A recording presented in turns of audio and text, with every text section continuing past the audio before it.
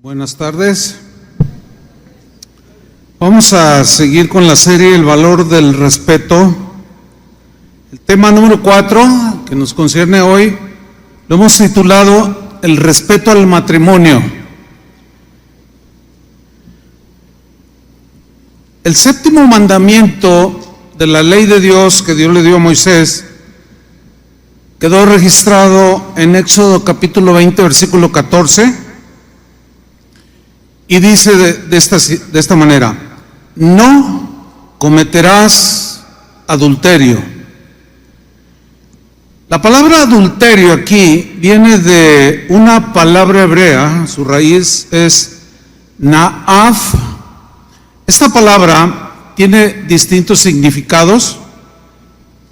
El diccionario da la descripción de apostatar, que es de manera deliberada retractarse, desertar, en este caso de la familia, de la esposa o del esposo. Tiene la idea de algo que se descompone, de algo que se trastorna, que se altera. Esa es la idea de adulterar. Se habla de adulterar la leche. Cuando se adultera la leche, se alteran las propiedades nutritivas de la misma. Entonces ya no tiene el mismo efecto y se corrompe más fácil. Se adultera la gasolina. Tenga mucho cuidado donde echa gasolina. Le ponen cosas que no tienen nada que ver con ella y termina afectando la función de los autos. Todo aquello que se corrompe de su integridad se degrada. Con este mandamiento, no adulterarás, Dios tenía en su mente, pero sigue teniendo el propósito de que los esposos respetaran, tanto el esposo como la esposa, ambos respetaran el vínculo más sagrado que Dios había creado. El matrimonio, la unión de un hombre con una mujer. El respeto al matrimonio mantiene al mismo inalterable, íntegro, funcionando sin alteraciones. Por eso es bien importante este respeto que el Señor nos dejó que tuviéramos hacia la familia, hacia el matrimonio. Fíjense que desde tiempos muy antiguos el adulterio fue considerado un pecado atroz, ¿sí?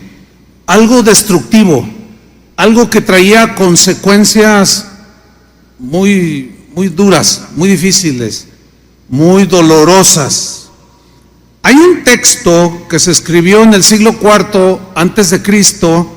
Estoy hablando de Génesis, ¿sí? Esto que vamos a leer ahora es muchísimo antes, casi 1000 años antes de la ley que Dios le dio a Moisés. Vamos a ver en este texto una historia de uno de los hijos de José. José fue uno de los patriarcas de Israel. Tuvo 2 hijos y por algunas situaciones familiares su hijo terminó en Egipto, pero esclavizado, como un siervo, como un esclavo. Y estoy hablando de José, el hijo de Jacob. Él fue a parar a la casa de un hombre rico de Egipto. Este hombre se llamaba Potifar, era un hombre casado, era un hombre muy emprendedor, era un hombre muy rico, con muchas propiedades, haciendas, ganado, etcétera. Y José fue comprado por Potifar como esclavo. Y Potifar empezó a ver que ese esclavo tenía algo distinto que los otros. Lo que pasa es que José era un joven de 30 años en ese momento. Era un hombre temeroso de Dios, amaba a Dios, respetaba a Dios. Y la historia que voy a leer una parte, está en Génesis 39, versículo 7. Lo voy a leer en la versión al día. Vamos a ver el concepto que tenía José respecto al respeto que debía tener hacia la mujer ajena, en este caso. Dice Génesis 39, 7, José era muy varonil y de buena presencia, o sea, era un hombre apuesto, joven, 30 años. Y dice, algún tiempo después, la esposa de su amo, subrayen, la esposa de su amo, o sea, Potifar, puso sus ojos en él, comenzó a mirarlo detenidamente, comenzó a sentirse atraída por este joven que tenía temor de Dios. Y le dijo, sin más ni más, acuéstate conmigo, le dice. Ahora, si esto le sucede a alguien que no tiene temor de Dios, su reflexión sabia es, bueno, pues a quién le dan pan que llore, ¿verdad? Y se sienten pues conquistadores, y se sienten que todavía las pueden, etcétera, etcétera. Pero José era distinto. Y dice que dice en el versículo 8, cómo reaccionó José ante esta insinuación de una mujer que no le importaba destruir su propio matrimonio, su propia vida, a sus propios hijos, ofender a sus padres, a sus suegros, no le importó, no lo estaba tomando en cuenta. La reacción de José fue la siguiente, pero José se negó. En la versión Reina Valera dice que José no quiso, lo cual implica que fue un acto de la voluntad. No quiso José, dijo, no, yo no. Pero luego le da una explicación, siempre guardando el respeto hacia la esposa de su amo. Le dice que José se negó y le dijo, mi señor confía tanto en mí que no se preocupa para nada de lo que pasa en la casa.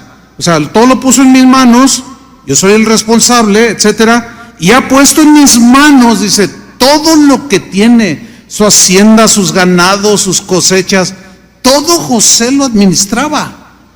Y Potifar, como vio a un joven íntegro, se ganó su confianza, dijo, yo no voy a traicionar la confianza de mi patrón, de mi amo, y le depositó para que administrara con sus manos, con su inteligencia, con su sabiduría, todos los bienes que este hombre tenía. Dice, tu esposo me lo puso en mis manos, dice el versículo 39. Aquí, o sea, en su hacienda, en su casa, tengo tanto poder como él, o sea, como el mismo Potifar. Nada, dice José, explicándole a esta señora, nada me ha prohibido. Puedes matar un cabrito, comerlo, puedes comer de la cosecha, de los árboles frutales, puedes montar los caballos, todo está en tu mano, nada me ha prohibido. Y luego le dice, excepto a ti. O sea que cuando Potifar le pone las manos a José, mira, puedes usar todo lo que hay aquí en la hacienda, es como si fuera tuyo, José. Pero ¿sabes una cosa? Cuidado con que te metas con mi mujer. A lo mejor ya la conocía que era una señora con problemas. Y le dijo, nada más te voy a encargar algo, a mi esposa la vas a respetar. Y José se lo dice, nada me ha prohibido excepto a ti, porque eres su esposa. Ahora fíjate lo que dice José al final. Dice, ¿cómo pues voy a cometer un mal tan grande y pecar contra Dios? Bueno, estas dos últimas frases nos están mostrando cómo José tenía un altísimo concepto del matrimonio, un respeto hacia el matrimonio, hacia la familia. Él lo sintetizó en dos expresiones. ¿Cómo voy a cometer un mal? Fíjate, un mal tan grande. Es decir, José consideraba un mal muy grande y muy destructivo cometer adulterio o tomar la esposa o la mujer que no le correspondía. ¿Por qué José tenía este concepto de no cometer un mal tan grande? ¿Saben por qué? Porque el adulterio destruye vidas. El adulterio destruye esposas, destruye esposos, destruye hijos, destruye padres de ambos, destruye abuelos, destruye sobrinos, destruye nietos, hasta los vecinos que tienen en alta estima a un hombre o una mujer. En fin, destruye familias enteras. Por eso es que José dijo: ¿cómo voy a cometer un mal tan grande? Bueno, a todo eso que acabo de mencionar hay que añadir también que el adulterio, aparte de todo lo que mencioné ya que genera, también se genera abandono. El abandono genera pobreza, miseria, frustración, amargura en el esposo, la esposa, o los hijos, o el abuelo, o el tío. Engendra odio. Y ya yéndonos al extremo, engendra asesinatos. Es muy conocido. Yo tuve un amigo que fue asesinado por el esposo de la mujer con la que él se metió antes de yo ser cristiano. Los encontró allí, fue y buscó una pistola y lo acabó, lo mató. Y en general provoca una corrupción que a la vez se deriva en descomposición de la sociedad. Lo que vemos el día de hoy, en nuestra actualidad, díganme quién de ustedes no ha oído, o ha sabido, o ha tenido un familiar, si no es que le ha sucedido desgraciadamente un suceso como ese de adulterio. Todos en la familia hemos tenido por lo menos uno. Piense toda la destrucción que provocó, todo el dolor que se provocó. Bueno, eso ya es tan común en nuestras sociedades, por eso la gente de hoy está como está, por eso el mundo está como está. El segundo concepto que sintetizó José, el primero fue: ¿cómo haría yo un mal tan grande? El segundo fue: y pecar contra Dios. O sea, José sabía y entendía que Dios, como el creador de la familia, si él cometía adulterio, él sabía que estaba pecando contra Dios, que era una de las faltas de respeto a Dios más groseras. Y no solo a Dios, era falta de respeto al esposo, falta de respeto a sí mismo, falta de respeto a los hijos de la mujer, a los tíos, a los primos y a todo lo que está alrededor. Y lo consideraba un pecado grave.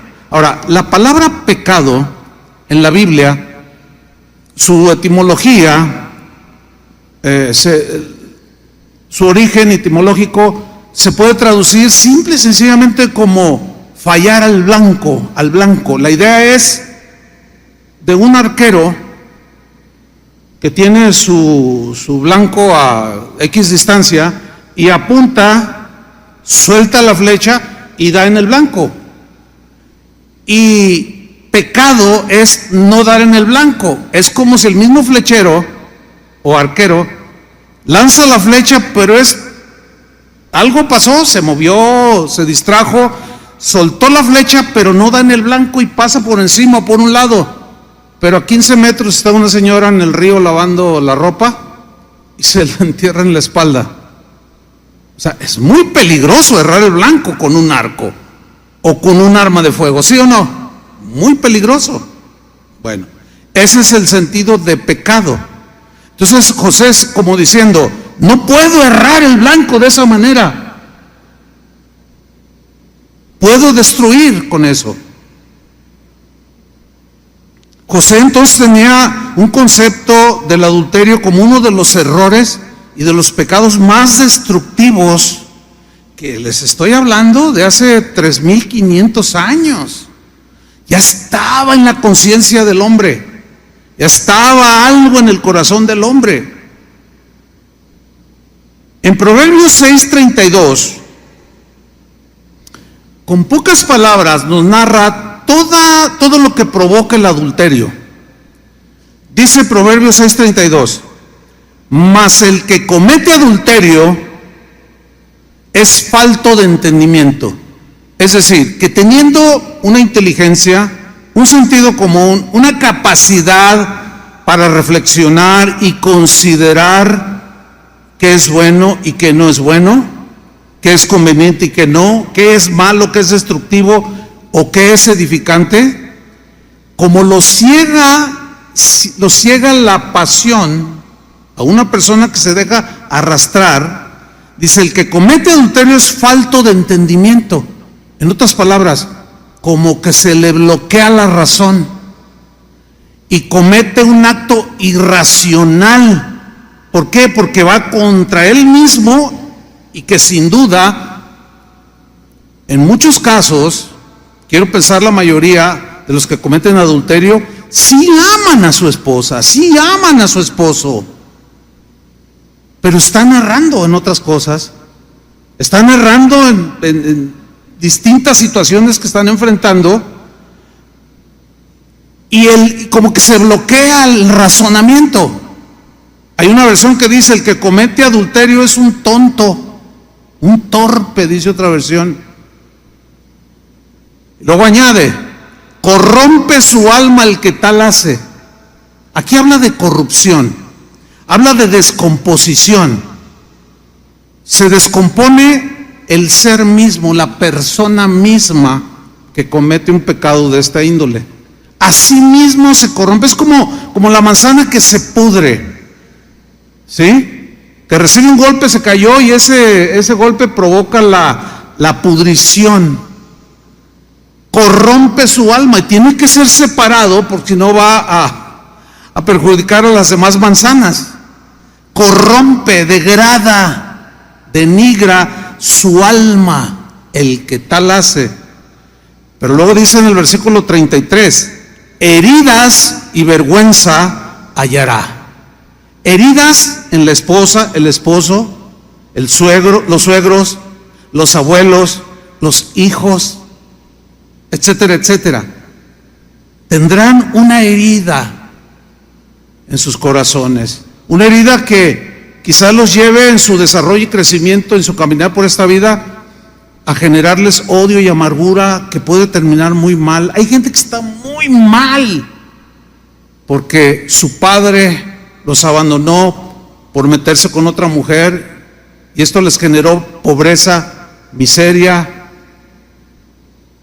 Crecieron, se encuentran con el padre y lo odian. Yo una vez traté un caso de un hombre ya grande, casi llegando a los 80 años, que se la pasaba llorando, así se sentaba aquí a mi izquierda, y un día me acerqué con él para hablar. Necesitaba oración, si quería que orara, y me dijo, es que yo fui un hombre muy malo, dice, yo abandoné a mis hijos por irme con una señora, dice, y los abandoné, y ellos vivieron en la miseria, y cuando ellos crecieron su madre los sacó adelante y les dio carrera universitaria. Fíjense qué tremendo. Dice, y pasaron los años y ellos crecieron, se casaron, y bueno, murió la mujer con la que yo adulteré. Después conocí al Señor, dice, y sentí en mi corazón buscarlos, y fui a buscarlos, y cuando me vieron me amenazaron de muerte, pastor. Mira, no te queremos ver, vete, vete, vete. Y otro ya venía con la pistola, lárgate, papá, vete, por favor, vete, no te queremos ver. Perdónenme, no, vete, lárgate o te mato. Dice, no sabe lo que me dolió en mi corazón esas palabras, vete o te mato. Bueno, él las provocó. Les puedo contar muchos testimonios muy lamentables, pero con ese basta. Heridas y vergüenza hallará. Vergüenza porque los vecinos se van a enterar, porque todos los familiares se van a enterar, en la empresa donde trabajas o de donde eres dueño se van a enterar, te van a señalar, van a estar cuchichando, ese hombre le fue infiel, es un cornudo, ese hombre, esa mujer, vergüenza, vergüenza, vergüenza. Y eso nunca se va a borrar mientras esté un adúltero con vida, toda su vida, aunque se vaya a vivir a Suecia, aunque se vaya a vivir a la India, allá se va a encontrar un vecino que también se fue. Créanmelo. Dice, heridas y vergüenza hallará, y su afrenta, su gran hierro, su gran error y las consecuencias nunca será borrada. Yo quiero hacer una distinción aquí, muy importante. Nosotros como cristianos sabemos que Dios perdona todos los pecados. ¿Están de acuerdo con eso? Absolutamente todos, cuando la persona se arrepiente. Por más feos que estos sean, Dios perdona los pecados porque es misericordioso. A Él, para eso envió a su Hijo, para limpiarnos, perdonarnos, si nos arrepentimos y nos alejamos de todo eso.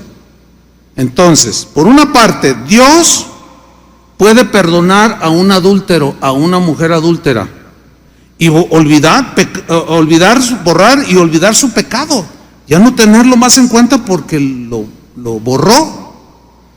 Pero las consecuencias, esas ni Dios las quita, no porque no pueda, sino porque es el mundo natural en el que vivimos. Hay un refrán que dice, palo dado, ¿cómo dice? Palo dado, bueno, los que tienen más años me contestaron, a lo mejor es muy, ya de años ese refrán, no lo sé, por los demás se quedaron, palo dado, pues no sé. Ok, hay un refrán que dice, palo dado, ni Dios lo quita. Si no, acérquese, ¿verdad? Y le doy un varazo, ya se lo di, y Dios no te lo va a quitar, te sigue doliendo. Bueno, tiene sabiduría. Bueno, eso se puede aplicar precisamente a las consecuencias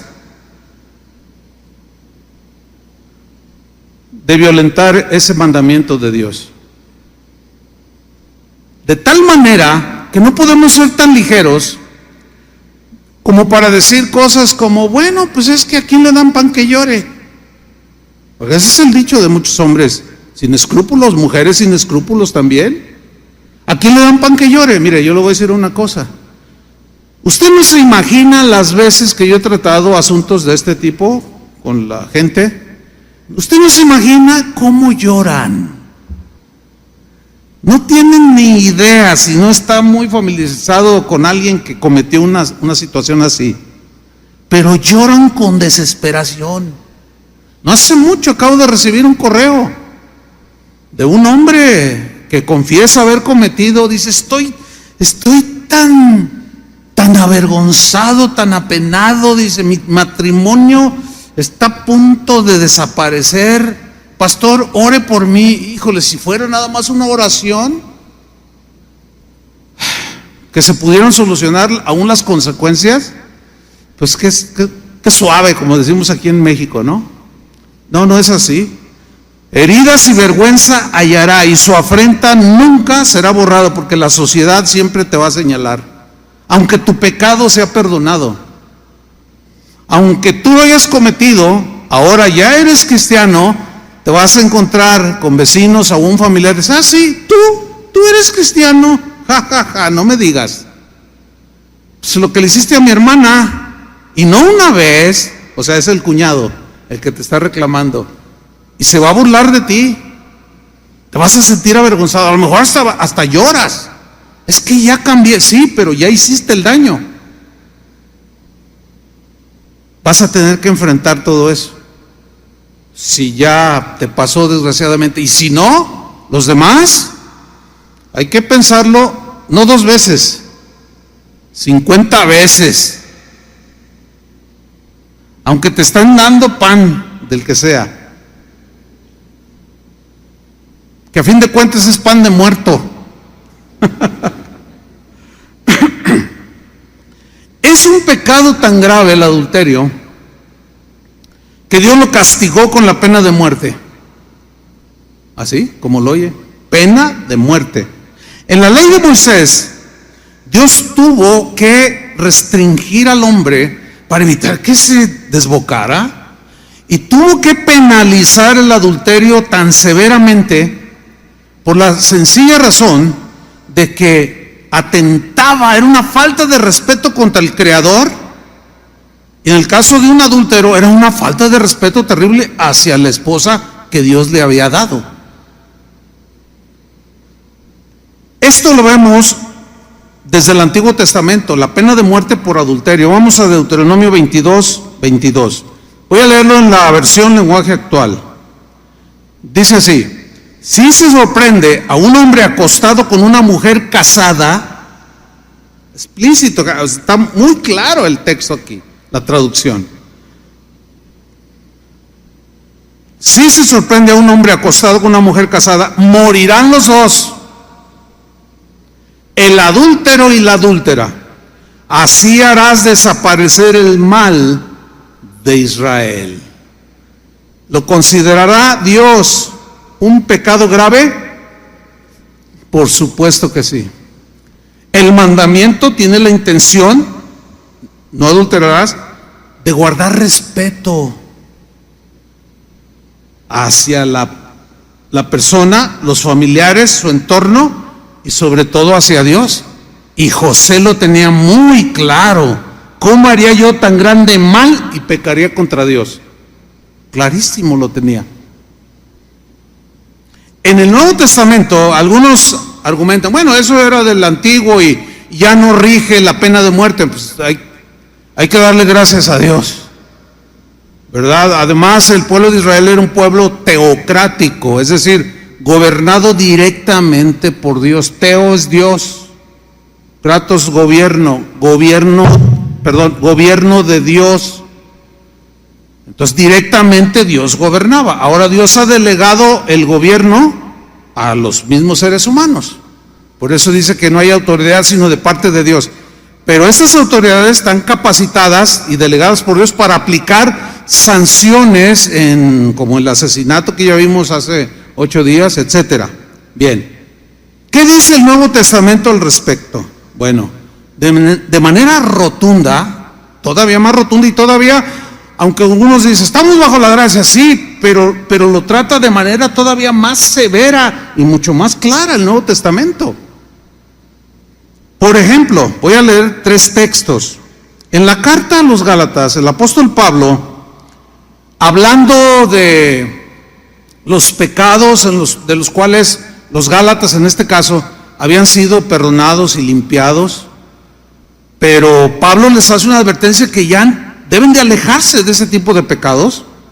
Entonces él en el capítulo 5, versículo 19, da una lista de los pecados, dice, las obras de la carne. Dice 5:19 de Gálatas: y manifiestas, o sea, evidentes, claras, son las obras de la carne. La carne aquí son las pasiones desordenadas, los malos deseos, lo corrupto, lo inmoral, ¿sí? Todo aquello que le falta respeto a todos los demás, sea robo, sea asesinato, sea adulterio. O sea, esas son las obras de la carne, todo lo malo, ¿sí? Que venimos cargando por naturaleza, que todos heredamos cuando nacemos, que es la tendencia hacia lo malo. Bueno, que ustedes ya conocen la historia, a qué se debió.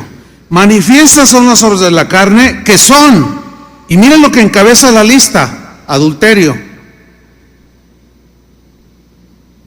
Luego dice fornicación, inmundicia, lascivia. Pero esos cuatro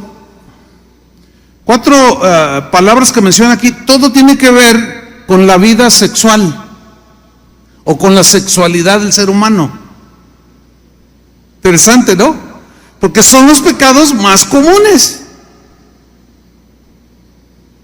los más practicados, incluso los que generan más dinero.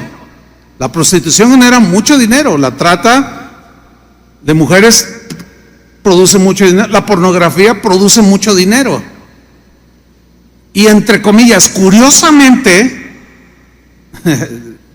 esa es una manera de decirlo, por eso dije entre comillas, el adulterio y estos pecados sexuales de tipo sexual encabezan la lista. Ahora, él continúa diciendo, yo quiero sintetizar hasta el versículo 21, Gálatas 5:21, cuando les dice a los Gálatas, como ya os lo he dicho antes, o sea, ya se los había enseñado, porque llegaron algunos maestros y quisieron cambiar las normas de Dios al respecto. Dicen, no pasa nada. Por ejemplo, los filósofos, algunos decían que lo malo no era lo que estaba dentro, el alma, sino el cuerpo. Entonces el cuerpo, pues no lo puedes frenar, el cuerpo, dale lo que te pida. Había varias filosofías que aseguraban esto, y por eso eran muy promiscuos. Bueno, en pleno siglo XXI hay gente que se gobierna por estas filosofías. Argumentos, pensamientos filosóficos. No, pero ¿qué tiene? Yo no le hago mal a nadie. Es mi vida privada, etcétera, etcétera. Y nunca les cae el 20 que están destruyendo al por mayor por todos lados. Dice Gálatas 5:21, como ya os lo he dicho antes, que los que practican tales cosas, ¿qué sucede? No heredarán el reino de Dios, o sea, excluidos de la vida eterna con Dios. Eso significa pena de muerte eterna. Más drástico, ¿no? Bueno, otro versículo, Hebreos 13:4, escrita exclusivamente para los cristianos. En la versión al día dice así: tened todos en alta estima, ¿qué? El matrimonio. Así como José tenía muy alta estima el matrimonio, lo entendía perfectamente. Y la fidelidad conyugal, porque Dios juzgará a los adúlteros, o sea, a los destructores, a los corruptores. Dios juzgará a los adúlteros y a todos los que cometen inmoralidades sexuales. Ahí está la sentencia, está en el Nuevo Testamento. ¿Y saben cuál es el juicio y cuál es el veredicto? Pena de muerte eterna. Es grave, hermanos. Un último versículo, 1 Corintios 6, 9 y 10, apoyando el punto anterior. Les dice Pablo ahora a los corintios, que eran griegos y que se jactaban de los grandes filósofos. Algunos de ellos, como decía hace un momento, decían que al cuerpo había que darle rienda suelta, que no había ningún problema, pero que cuidaras tu alma, o sea, nada que ver, todos por ningún lado.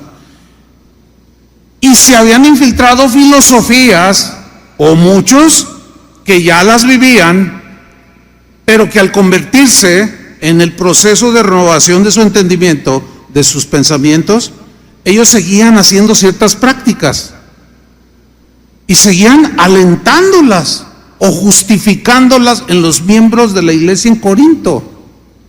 Y Pablo les dice, lean con atención, ¿no sabéis, o sea, ya se les olvidó, no sabéis que los injustos no heredarán el reino de Dios? Y luego dice una frase muy importante, no erréis.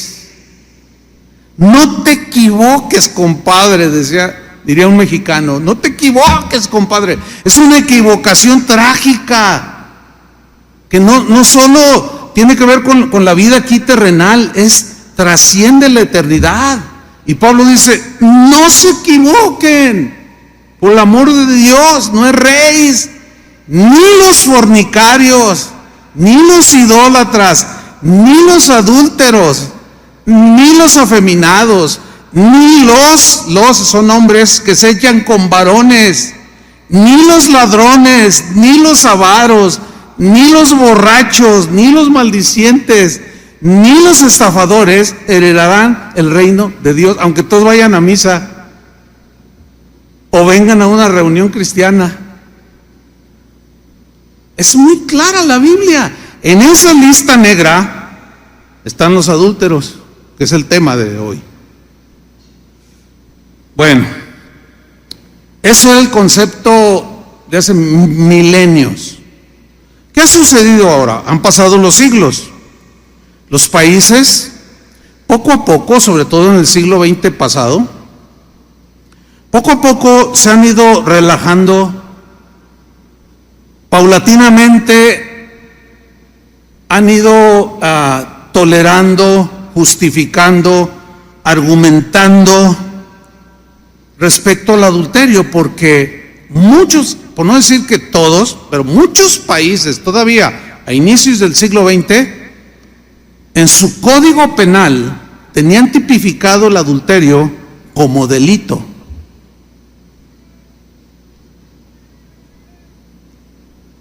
Lo tenían tipificado como un mal muy grande, destructivo. Yo leí un código, creo que el de Chile, no recuerdo bien, o el de Argentina, que incluso decía que el adúltero es un ladrón porque roba a la esposa de otro, y se tipifica como robo, no porque la mujer sea una cosa, sino porque le pertenece moralmente. ¿Sí? El día de hoy, muchos países ya no consideran siquiera en su código el adulterio como un delito, ni siquiera leve, lo han abrogado totalmente. Es decir, en otras palabras, globalmente o mundialmente no consideran el adulterio como un pecado contra Dios, ni como un mal tan grande como los antepasados. Los legisladores en los congresos de los países, los juristas, comenzaron a argumentar, comenzaron a sostener de que el adulterio no debería de ser considerado como un delito, sino simplemente como un incumplimiento del contrato matrimonial. Por consiguiente, comenzaron a despenalizarlo, a quitarlo de sus códigos penales. ¿Qué cosas, no? Aunque haya sido un matrimonio no religioso, sino delante del juez, porque también el juez civil que me casó a mí con mi esposa, nos dijo: tú tienes que ser fiel. Y le dijo a ella: usted tiene que ser fiel para que el vínculo matrimonial permanezca intacto. Y nos dijo muchas cosas. Era un juez que tenía fácil unos 90 y tantos años, bien viejito, pero nos dio unas palabras tan poderosas, con tanta convicción. No era en la iglesia. Mi boda o matrimonio a la iglesia fue posterior. Bueno, muchos legisladores de ahora comenzaron a argumentar. En Iberoamérica, que es todos los países en el mundo que hablan español, el adulterio se fue despenalizando poco a poco con estos argumentos. Por ejemplo, en 1978 en España lo quitaron del Código Penal, en 1935 en Colombia, en Chile en el año 1994 lo borraron del código. No pasa nada, nomás estás faltando a tu promesa, pero no pasa nada. En Paraguay en 1997, en Brasil en el año 2005, y bueno, México tiene que entrar a la modernidad, ¿no? Tiene que entrar al primer mundo, al pensamiento libre y positivo. Ahora sí que jajaja, ¿verdad? Y en el 2011 se abrogó el adulterio como un delito. Yo tengo leves sospechas de que algunos, no todos, de los juristas y legisladores se la pasan de mujer en mujer que no les pertenece. Es de todo sabido. Se acaba de descubrir a un político, ahora, que tenía allí, donde viven los políticos, la casa del Estado, qué sé yo, un montón de cosas propias de alguien que vive de esa manera. Entonces, pues, ¿cómo voy a legislar y yo mismo me voy a dar un tiro en la pierna, no? Pues no. Bueno, sabemos que el hombre sin Dios hierra el blanco de manera impresionante y todo lo que toca lo destruye, todo. Bueno, los países árabes, esto es bien interesante. Los países árabes son los descendientes de Ismael, que era hermano de Isaac, los dos hijos de Abraham, ¿se acuerdan? Bueno, de Ismael o ismaelitas descienden los árabes, que hoy pues, los conocemos como los musulmanes. Ellos tienen un libro sagrado que se llama el Corán. Y si bien ellos dicen que Abraham es su padre, ellos a Dios le llaman Alá. Pero ellos tienen un libro sagrado que se llama el Corán. Ellos podrán tirar bombas, no todos son así, muy extremistas, pero fíjese que el Corán, le voy a citar dos textos del Corán, pero en este punto del adulterio. En el capítulo 7, versículo 33 del Corán, se lee así: o sea, que el musulmán diga, en verdad, mi Señor ha prohibido las acciones vergonzosas, refiriéndose al adulterio, ya sean acciones abiertas o secretas, son pecados y transgresiones contra la verdad y la razón. Tiene sentido, ¿no? ¿O qué? A ver, ¿los musulmanes son más racionales que los demás? Bueno, en este punto sí, porque de verdad que ahí en ese punto son bien estrictos, la mayoría de los musulmanes, de los países musulmanes. El otro texto está en el capítulo 17, versículo 32, y dice, no os acerquéis al adulterio, o sea, como aléjate. Es un acto vergonzoso y malvado, abriendo camino ¿a qué? A otros males. Bueno, esos dos conceptos empatan con el mensaje de la Biblia al respecto, ¿sí o no? Ahora, yo no estoy diciendo que es un libro como la Biblia, pero Pablo citó a filósofos y algunas frases están escritas en la Biblia. Eso no significa que es palabra de Dios. Aquello que empata con el pensamiento de Dios, bueno, pues armoniza y no hay problema alguno. Ahora, fíjate, en los países musulmanes, una encuestadora, hace un año, 2 años a lo mucho, publicó los resultados sobre lo que pensaban los habitantes de esos países, o sea, salieron con la gente, con el pueblo, respecto a penalizar o no penalizar el adulterio. Porque ya ven que los occidentales, o sea, todo el mundo occidental, acá la Europa, los Estados Unidos, todo el mundo de primer mundo que le llaman, o países más civilizados, todos ellos, todos tienen su código penal, pero muchos de ellos también ya los han eliminado. Entonces, esta encuestadora publicó lo que pensaban los habitantes. Por ejemplo, fíjese, le va a sorprender, a mí me sorprendió cuando estaba haciendo esta investigación. El 82% de los pobladores de Egipto, de los habitantes de Egipto, ¿qué es Egipto? ¿Que en la Biblia no es el símbolo del mundo? ¿Que en la Biblia no es lo que representa todo aquello que Dios desecha? Donde Israel estuvo prisionero y esclavizado. Bueno, los habitantes de Egipto en la actualidad son musulmanes de religión. Bueno, el 82% de los encuestados están a favor de la pena de muerte al que cometa adulterio. ¡Wow! Eso me sorprendió. ¿Por qué? Porque de alguna manera a través de los siglos y milenios han guardado lo que José tenía. ¿Cómo haría yo tan grande mal y pecaría contra Dios? En Jordania el 70% están a favor de la pena de muerte para el adúltero o la adúltera. En Pakistán el 82%. En Nigeria, que ya es un país africano, 63%. Y así sigue una lista. Pero déjenme darle un dato que encontré. Hace 8 días, justamente, 8 días, el 6 de noviembre pasado, de este 2021, en Irán, país musulmán, fueron condenados a muerte un par de adúlteros, un hombre de 27 años y una mujer de 33 años.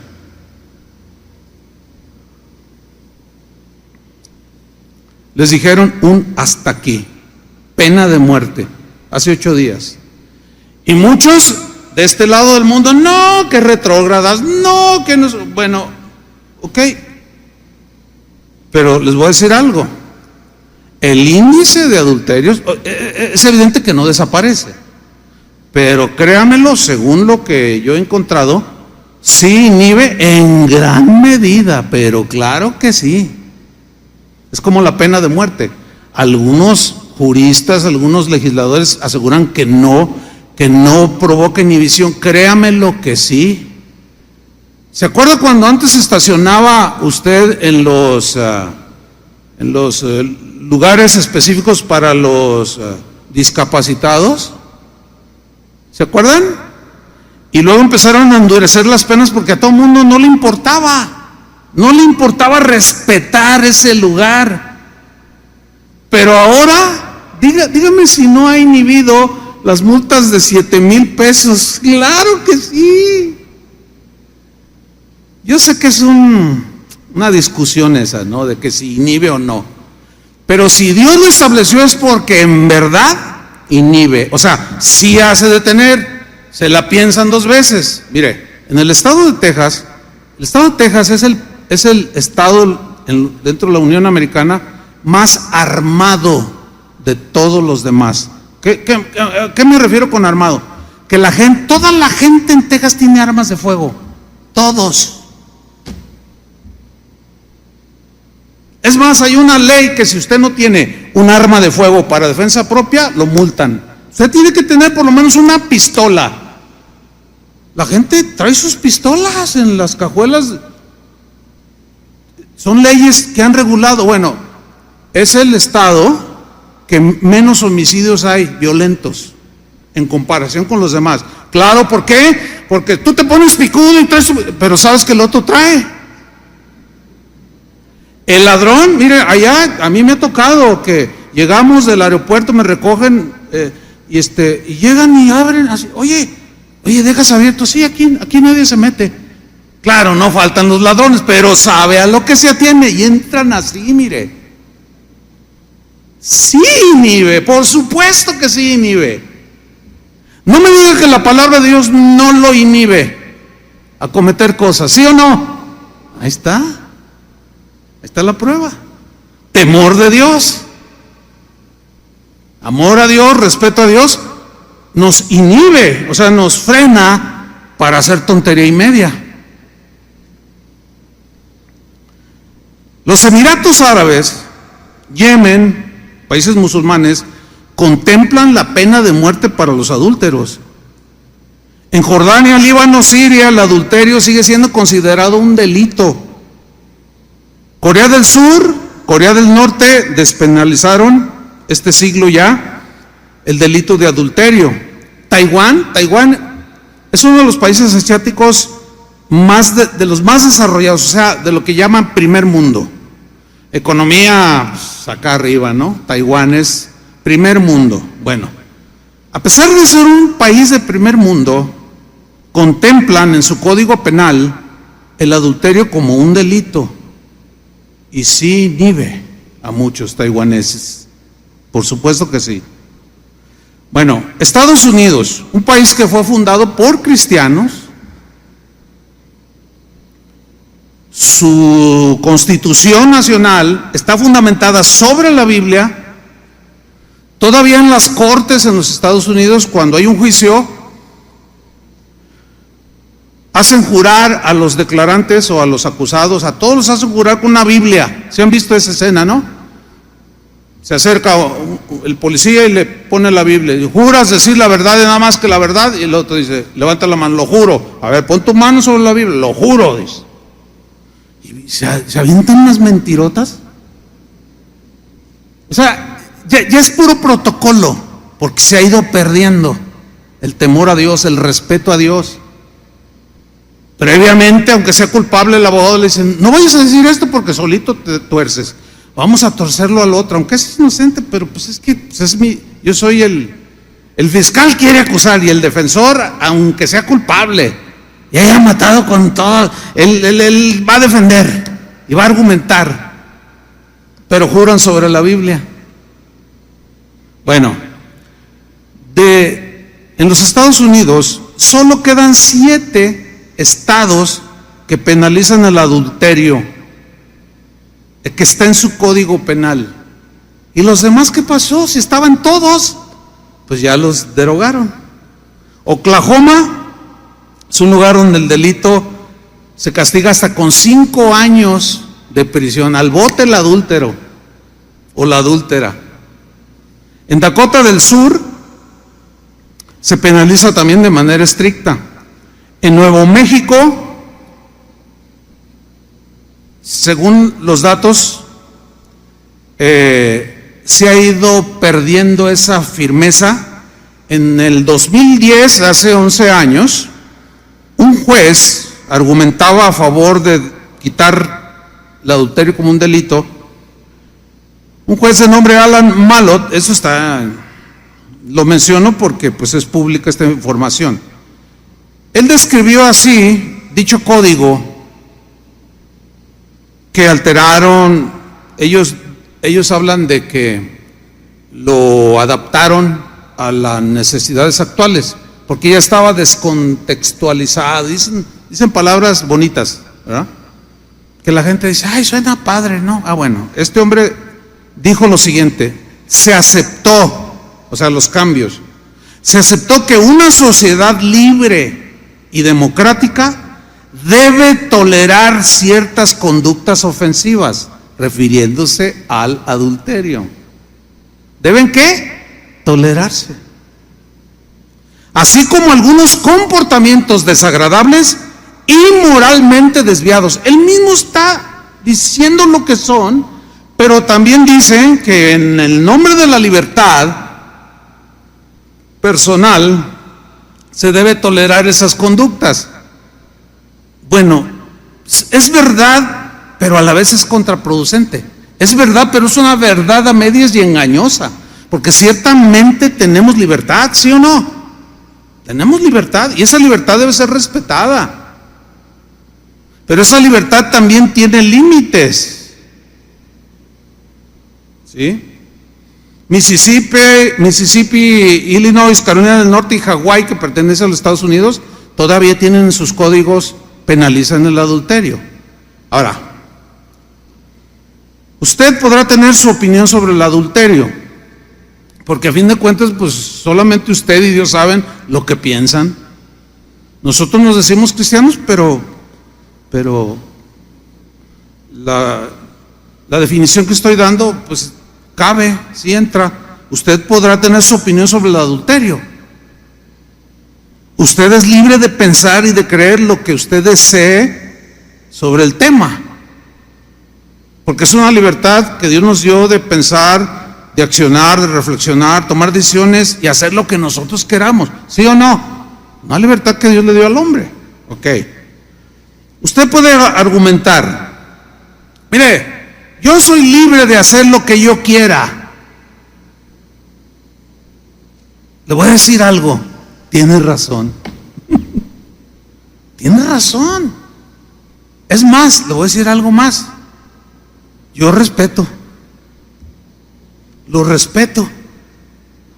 Ahora, el hecho de que yo respete, de que usted diga, es que yo soy libre de hacer lo que yo quiera, yo lo respeto, porque merece respeto, porque usted es una persona que toma sus propias decisiones. Pero el hecho de respetarlo no significa que yo esté de acuerdo. ¿Me explico? Por ejemplo, los que argumentan que cambian de sexo y que un hombre le gusta un hombre, bueno, yo los respeto, pero no estoy de acuerdo con esa práctica. ¿Me explico? Entonces, yo no puedo agredirlos, burlarme, hacer memes, faltándoles al respeto por lo que ellos en su libertad creen. Ya hablaré un poco más de eso, porque luego a veces nos confundimos en esto. Una vez alguien me dijo, no, yo cómo voy a respetar a un ladrón. No, pero espérame, hasta la misma ley, o sea, lo agarran y si violan por ejemplo, lo torturan, es un delito de las autoridades. Hay que respetarle sus derechos, ¿sí o no, licenciado? Digo, porque él es licenciado penalista ¿o estoy diciendo tonterías? No, gloria a Dios. No, pues tengo que estudiarlo y definirlo bien. Ahora, otros dicen, nadie tiene derecho de meterse en mi vida privada. Eso es cierto. Nadie tiene el derecho de meterse en su vida privada. Una vez terminé de predicar en un lugar y se me acercó un hombre y así yo lo vi enojado. Oiga, que usted, ¿qué se cree? Que usted se metió en mi vida privada. Yo le dije, oiga, le dije, pues ni lo conozco, es la primera vez que vengo a esta iglesia. No, es que usted dijo cosas que son de mi vida privada. Fíjate, estaba confundido. Le digo, oiga, ¿usted es asistente aquí asiduo? Sí, tengo 4 años, 5 años asistiendo a esta iglesia. Pero usted hoy se metió en mi vida. Le dije, no, mire, no lo tome así. Más bien él se metió en su vida. El que sí tiene derecho a meterse en tu vida, pero por tu bien, para corregirte, para evitar que te des tantos golpes y termines como el caballo blanco que llegó a Tijuana. Digo, el que entienda, entienda. Todo sangrando. O sea, no. Si Dios vino, Jesús fue enviado a este mundo para librarnos de todo eso. Entonces, si tú tienes derecho a que te respeten la vida, dice, por ejemplo, un adúltero. No, nadie me puede juzgar. No, tienes razón. Pero fíjate cómo suena un adúltero diciendo que respeten su vida. ¿Cómo suena?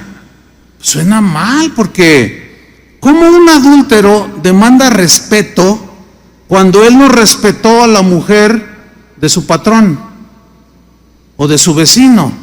No, el respeto se gana, ¿sí o no? El respeto se gana por tu conducta. Entonces, alguien que comete una falta de respeto de tal magnitud, ¿cómo exige respeto? Suena mal. Suena irracional, suena falaz, suena un argumento tonto.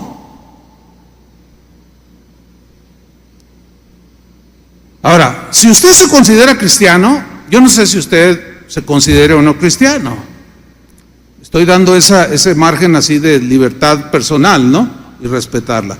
Yo no sé si usted se considera cristiano, pero si usted se considera cristiano, usted debe tomar muy en cuenta la enseñanza de Jesús, porque somos seguidores de Jesús. Y si somos seguidores de Jesús, discípulos de Él, debemos de respetar lo que Él enseñó, ¿sí o no? ¿Están de acuerdo? Bueno, Jesús en su enseñanza habló profundamente sobre la pureza del corazón. Él dijo, bienaventurados los limpios de corazón, porque ellos verán a Dios.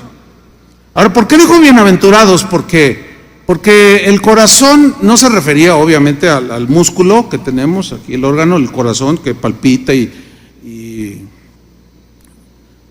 bombea sangre a todo el cuerpo. No, el corazón es un sinónimo del ser, de la persona, del centro de la persona, donde se asientan los sentimientos, la voluntad, los razonamientos, la inteligencia. Ese es el corazón en la Biblia, cuando lo menciona. Y Jesús habló directo al corazón. Jesús les dijo a sus seguidores o a los que querían seguirlo que no era suficiente abstenerse del acto físico del adulterio. Jesús fue más allá. Jesús fue a la raíz. Jesús fue al corazón. Jesús fue a la fuente, el corazón, a la fuente de tan destructivo mal. En Mateo 15:19, Jesús dijo, porque del corazón, o sea, de ese asentamiento de lo que es la persona, del corazón, ¿qué salen? Los malos pensamientos, los homicidios, los adulterios, las fornicaciones, los hurtos, los falsos testimonios, las blasfemias. Estas cosas son las que, yo puse comillas, contaminan, degradan, corrompen, lesionan, hieren, despedazan. ¿A quién? Al hombre. Y en otras palabras, diciendo Jesús, yo vine por tu corazón. Yo quiero habitar en tu corazón. Cuando decimos, recibe a Cristo en tu corazón, es en el asentamiento de donde surge todo eso, para que lo limpie. Por eso cuando te digan, ay, tú ya eres distinto, te lavaron el cerebro. No solo el cerebro, el corazón. Me lo lavaron y la sangre de Cristo me limpió. Jesús enseñó palabras que muchos hoy consideran imposibles de cumplir. Otros consideran su enseñanza retrógrada. Ay, no, eso no es para el siglo XXI. Otros consideran la enseñanza de Jesús enseñanzas exageradas. Sin embargo, Dios, como dueño de todo y creador de todo, Él puso las normas para que nosotros funcionemos. Podemos argumentar muchas cosas al respecto. Podemos justificar aquí en la tierra esta práctica u otras conductas corruptas y destructoras, pero a fin de cuentas, el hombre es nosotros mismos somos los que nos dañamos. Mire, cuando usted compra una licuadora, una lavadora, cuando compramos este micrófono, cuando compra esa pantalla, esa bocina, cuando compramos esa pantalla, cuando compramos, o sea, todo lo que usted haya comprado, que sea complejo de manejar, todos tienen anexado un manual del fabricante, ¿cierto? Bueno, en esos manuales siempre, por cierto, debe de leerlos. ¿Por qué? Porque dice, el auto que compraste trae un manual del fabricante, y si es nuevo, de agencia, te dan una garantía, y te dicen, si usted no lo mete a los servicios, si usted le mete mano con otro mecánico, invalida la garantía. ¿Por qué? Porque los expertos son los que crearon el automóvil, la licuadora, la lavadora. Y si alguien extraño que pretendiendo saber le hace una mexicaneada ahí, lo va a dañar, el costo va a ser peor. O sea, mete la mano y todo lo va a dañar.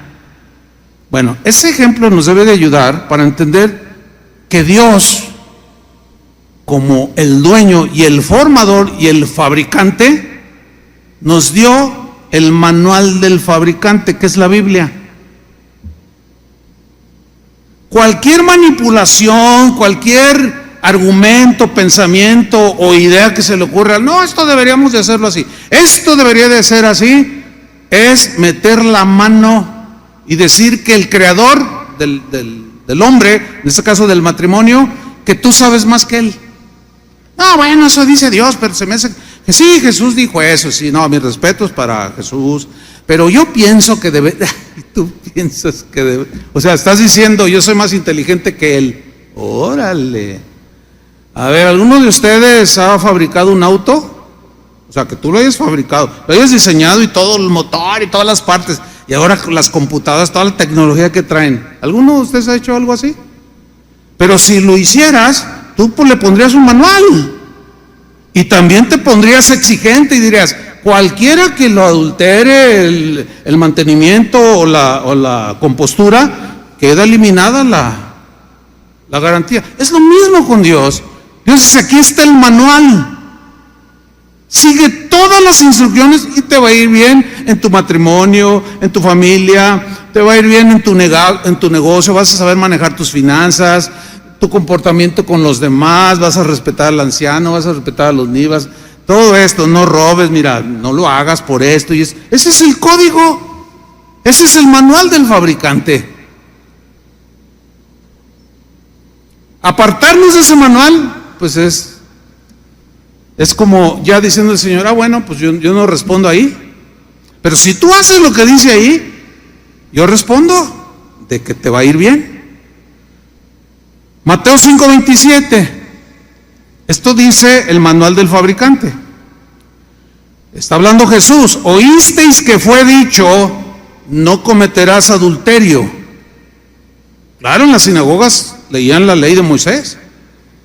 Los judíos de ese tiempo aplicaban la ley. La ley era pena de muerte, acuérdense, para los adúlteros. Pero ellos aplicaban esa ley solamente al hecho consumado del adulterio y no al corazón, no al que lo pensaba hacer o lo planeaba hacer. Es como aquí aún. Alguien puede tener el deseo así de matar a alguien, pero por eso no te van a meter a la cárcel. Te matan cuando lo consumas. Pero Jesús precisamente fue a la fuente, a la raíz. Ya dijo Jesús, del corazón todo esto sale y mata, contamina, destruye. Entonces Jesús dice, ustedes oyeron que fue dicho, no cometerás adulterio, pero, o sea, la acción consumada, pero dice, yo os digo, hago un énfasis aquí diciendo el Señor, algo que no quisieron entender, que era más profundo, pero yo os digo que cualquiera que mira a una mujer para codiciarla, ya adulteró con ella en su corazón. Oiga, pastor, entonces hay que andar como los caballos así, ¿no? Aquí la clave para entender esto está en el verbo mirar a una mujer para codiciarla. Ok, la palabra blepo, que va a aparecer ahí en la pantalla, es la palabra que se traduce por mirar, pero esa mirada, el diccionario nos da más amplitud para entenderlo. Blepo es mirar algo o alguien con intensidad, con fijación, con mucha atención. Es una mirada prolongada, clavada en algo o en alguien.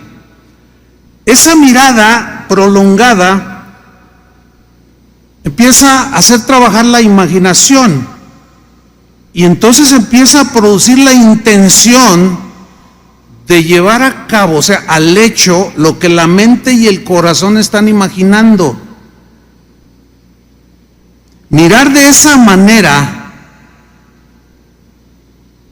por ejemplo, un hombre que mira de esa manera a otra mujer que no es su esposa, es una falta de respeto, en primer lugar, a su esposa, porque le prometió fidelidad cuando se casó.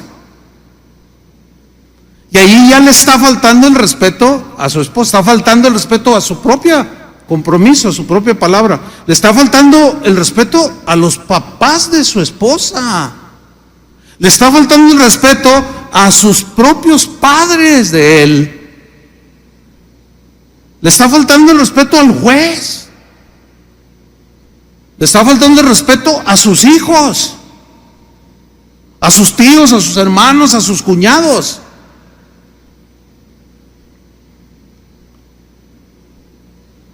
Ese verbo mirar fijamente es el mismo que usó Jesús cuando dijo en Lucas 9:62 lo siguiente: ninguno que poniendo su mano en el arado mira hacia atrás, o sea, mira fijamente, clava su mirada,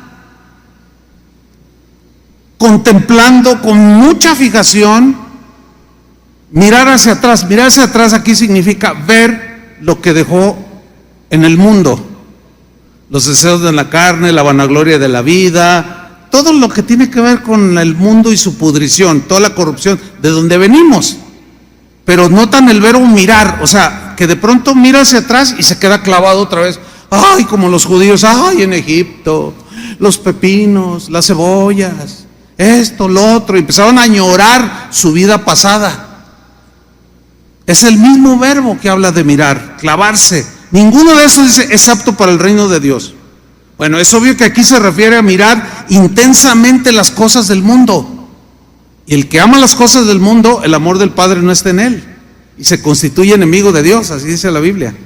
Clavar la vista y con los ojos comerse deseando los placeres de la carne con la intención de llevar a cabo en su mente y en su corazón lo que está imaginando del pasado. Una persona así termina regresando al mundo. Por eso dice Jesús, no es apto. Fíjate, Pedro, el apóstol, habla de aquellos hombres que le dan rienda suelta a sus pasiones y que algunos de ellos se habían infiltrado en las iglesias del primer siglo y estaban seduciendo y contaminando y engañando a los mismos cristianos. Veamos una escritura bien confrontadora. Segunda de Pedro, capítulo 2, versículo 12. La versión Palabra de Dios para Todos. Él está hablando de este tipo de hombres y dice así: esos hombres no entienden nada. Todo lo hacen por capricho y discuten acerca de lo que no entienden. Y luego viene una aseveración que parece ofensiva, porque es fuerte. Dice, son como los animales. Ahora, ¿cómo es un animal? Anda una hembra, una perrita en celo, y andan todos 10 perros detrás de ella.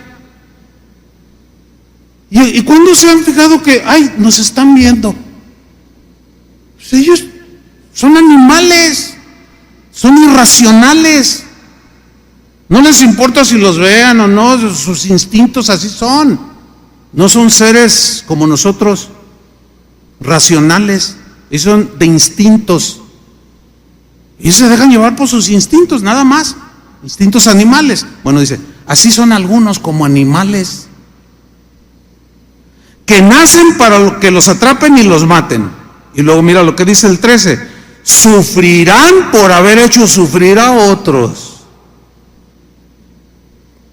pues creen que serán felices haciendo a plena luz del día, como los perros, todo lo malo que se les antoja. Da vergüenza ver lo malo que hacen y el escándalo que arman. No me digas que se ruborizan mucho los de la farándula artística por todas las atrocidades, inmoralidades que hacen. ¿Los ha visto que se ruborizan? ¿O que se esconden? No, como un platillo anuncian todo. Ah, ya voy por mi 5º matrimonio. A ver si este ya jala. A ver si ya funciona. Tienen el matrimonio en un concepto super light, o sea, nada que ver. Los está describiendo Pedro perfectamente. Sigo leyendo. Arman escándalos cuando los acompañan a ustedes en sus fiestas de la iglesia. O sea que se infiltraban. Miren, hermanos, una vez resultó con que una señora viene y dice, le dijo a uno de los pastores, hermano, fíjese que me acabo de encontrar a mi esposo. Ahorita estamos separados, pero allá está arriba con su amante. O sea, ella estaba en la reunión y el otro, fíjate nomás, o sea, le evangelizó a la amante, a la adúltera como él, la evangelizó y la trajo aquí mismo. No, o sea, ese se voló la barra, ¿a poco no? ¿Cómo? Sí, ahí está arriba. Estaba muy cariñoso. ¡Qué vergüenza! No, es que, bueno, se quedaron sin palabras, la verdad. Dice, cuando los acompañan ustedes en sus fiestas de la iglesia, esos hombres no pueden ver a una mujer sin desear tener relaciones sexuales con ella. Fíjate cómo dice, no pueden ver a una mujer. A eso se refería Jesús. En la Reina Valera dice, tienen los ojos llenos de adulterio. Y la mujer de Dios, y también la que no es de Dios, sabe cuando un hombre le pone una mirada que no es la natural. ¿Sí o no, mujeres? Se dan perfecta cuenta. Dice, estos no pueden ver a una mujer porque ya se dejan llevar. Nunca se cansan de pecar, dice. Engañan a los que no confían mucho en Cristo. O sea, a los que son cristianos pero no tienen convicciones, no están sólidos en la fe, y los engañan en cuanto a esto de la promiscuidad. Miren, hermanos, nos acabamos de enterar de un caso por ahí en una de las congregaciones de una hermana asidua, asistente a su congregación, que se metió con un hombre casado. El pastor se enteró de alguna manera, habló con ella, y el argumento de ella era que ella pensaba que no estaba haciendo mal haberse metido con un hombre casado, porque resulta que era un hombre en su trabajo, que su esposa se estaba muriendo de cáncer y no había tenido relaciones íntimas por mucho tiempo. Entonces, que ella consideraba que le estaba ayudando. Háganme ustedes el santísimo favor. Bueno, ahí está. Engañan a los que no confían mucho en Cristo, o sea, no están sólidos. Es increíble. Y aquí la Biblia lo dice. Y son muy buenos para seguir lo que desean, dice. Pero Dios los castigará. De eso no hay duda. Hermanos, o sea, ¿cómo hacer entender? Pero debo irme hacia el final. Mire, uno de los episodios más dolorosos en la vida del rey David sucedió precisamente por no controlar su mirada y quedarse clavado. Dejó volar su imaginación y cometió un grave pecado y sufrió las consecuencias en lo que restó de su vida. Ya no me queda tiempo para explicar, nada más voy a leer el pasaje. 2 Samuel 11:1, en la versión lenguaje actual, dice: llegó la primavera, que era cuando los reyes salían a la guerra. Ese año David envió a Joab y a los jefes de su ejército a pelear contra los amonitas, pero él se quedó en Jerusalén. O sea, dejó de hacer lo que le correspondía y entró en una ociosidad. Y hay un dicho que dice que la ociosidad es la madre de todos los males. No, hay que ocuparse, hermano.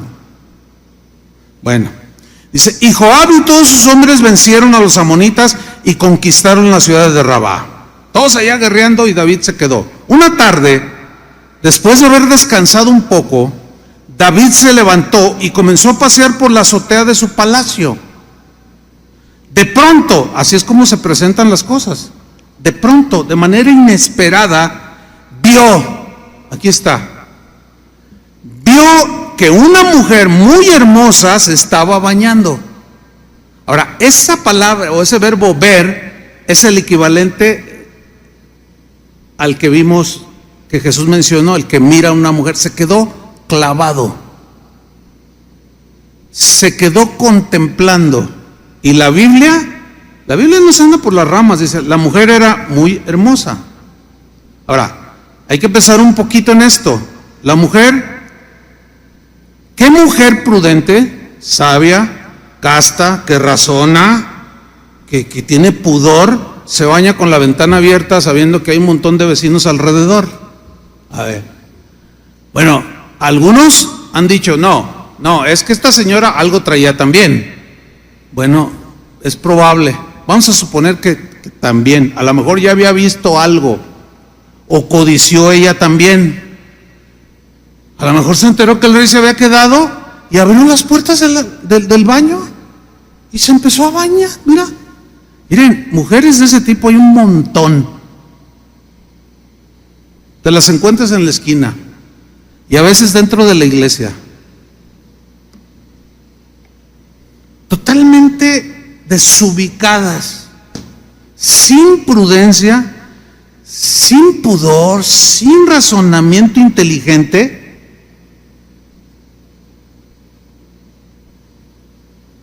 y pues se va a encontrar un David ahí ocioso.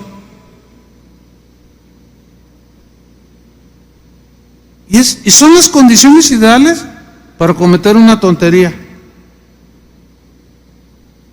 Por eso es que la Biblia habla de la mujer cristiana como una mujer virtuosa, con pudor, con inteligencia, que se viste con propiedad.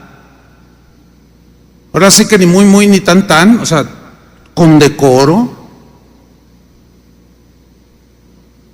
Algunas se quejan porque les faltan el respeto en la calle, pero pues traen una falda bien cortita y el vestido muy ajustado. Pues ¿qué querían que? O sea, también la mujer se debe dar a respetar, ¿sí o no? Bueno, pues ahí está David. Vio que una mujer muy hermosa se estaba bañando. David mandó enseguida, fíjate, contempló, meditó, pensó y empezó a correr. ¿Sí? David mandó enseguida a uno de sus sirvientes a preguntar quién era ella. Le llamó un sirviente, hey, tú ven, a un sirviente, dice. Y le dijo, ve, investígame quién es esa mujer. Y luego regresa y el sirviente le dice, se llama Betsabé, pero investigó también, pero mira lo que le dice, es hija de Eliam. O sea, es un poquito del papá de ella, o sea, su papá se llama Eliam. Y está casada con un hitita llamado Urías. O sea, le dice, David, es una mujer casada. Ahora, el hecho de que el sirviente le haya dicho es porque el sirviente captó. ¿Por qué justamente le dice, pero es casada y su marido es Urías? Entonces, como David ya lo había desbordado, dice el versículo 4, entonces David mandó traerla y cuando se la llevaron tuvo relaciones sexuales con ella. Pero aquí lo tremendo es que ella no replicó nada. No, es que es muy probable que ella también era una mujer sin respeto a Dios, sin respeto al rey, sin respeto a su marido Urías. Tremendo. Job 31:1, un hombre temeroso de Dios dijo lo siguiente: hice un pacto solemne con mis ojos, no mirar con deseo a una muchacha. No dice no mirarla, sino con deseo, que es la misma mirada, con aquello que rebase el límite y que comienza a faltar el respeto. Mira, jovencita, a las jóvenes que hay aquí, porque hay algunas jóvenes. Cuando un hombre, y sobre todo cuando es mayor, te empieza a hermosear, páralo inmediatamente. Si es un hombre entre los 30, 40, mira, de seguro ya tiene esposa o hijos. No seas tan ingenua, por el amor de Dios, para creer lo bonito que te habla. Es bien evidente, sin respeto te dicen tus gracias, te tratan de conquistar, pero es ese tipo de hombres. Ten mucho cuidado. Y varones, Pablo le dijo a Timoteo, a las jóvenes trátalas con pureza, como si fueran tus hermanas. O sea, respeto. Dice Job entonces, hice un pacto solemne con mis ojos, no mirar con deseo a una muchacha. Yo hice un pacto. Un cristiano de hace algunos siglos dijo, tú no puedes evitar que los buitres o los pájaros vuelen arriba de tu cabeza. Es inevitable, ¿no es cierto? Pero sí puedes evitar que se posen en ella y hagan un nido. Pues ya los tienes aquí, los espantas, ¿no? Pero no puedes evitar que anden ahí. Tú no puedes evitar que de pronto se te atraviese una mujer sin escrúpulos y hasta se te insinúe, varón. O al revés. También hay mujeres que se insinúan. Hay hombres que se insinúan, pero que no les corresponde hacerlo. porque ya están comprometidos. No respetan a Dios, no respetan a los demás. Y Job dice, yo hice un pacto con mis ojos. O sea, un compromiso de no clavarme, de no quedarme allí. De pronto puede venir como David. David pudo haberse dado la vuelta, voltear la cabeza, bajarse, agarrar su caballo e irse a tirar al blanco, ¿sí o no? Pero no lo hizo. Y ahí estuvo su desgracia. Las consecuencias fueron terribles, hermanos. Termino con Mateo 5:29. Jesús dice, por tanto, si tu ojo derecho te es ocasión de caer, sácalo y échalo de ti, pues mejor te es que se pierda uno de tus miembros y no que todo tu cuerpo sea echado al infierno. Esto es obvio que no es literal, es una dolorosa cirugía espiritual, no es literal. Jesús lo que está aludiendo es a la lucha, al sacrificio y de preferir aún estar tuerto o manco, pero no dejarte llevar a la destrucción en el infierno, a la muerte eterna. No es literal, es obvio que no es literal, porque imagínense, pues el cielo estaría lleno de tuertos. Versículo 30, y si tu mano derecha te es ocasión de caer, córtala y échala de ti, pues mejor te es que se pierda uno de tus miembros y no que todo tu cuerpo sea echado al infierno. Aquí lo que Jesús está diciendo, cuida mucho tu corazón, porque las consecuencias son pena de muerte, en este caso de muerte eterna. Hermanos, lo único que nos puede ayudar es la gracia de Dios. Y tener como José esas convicciones bien sólidas. Tentaciones habrá, y el diablo las propiciará, y a veces uno mismo. Fíjate bien lo que ves en tu computadora, en tu celular, que no te claves allí en la suciedad, te estás dañando a ti mismo. Quiero terminar orando, invocando la gracia de Dios para todos los varones, todas las mujeres, todos los que estamos aquí, para que el Señor nos guarde sin mancha hasta que Él venga. ¿Cuántos quieren hacer esta oración? Pónganse de pie, vamos a orar. Señor, invocamos tu gracia, porque sin ella no podríamos enfrentar este mundo que está cada vez más corrompido, degradado. Cada vez las inmoralidades son tan desvergonzadas, no hay límite, todo sale ya a la luz, todo el mundo ve, y ahí hay un desafío, ahí hay un conflicto para los que tú has rescatado del mundo, de guardarnos sin mancha de este mundo. Solo tu gracia nos puede sostener, Señor. Ayúdanos, no podemos por nosotros mismos. Derrama tu gracia sobre nosotros, Señor, que nuestras familias, las de nuestros hijos, de nuestros amigos, de nuestros hermanos, todos nosotros podamos guardar con integridad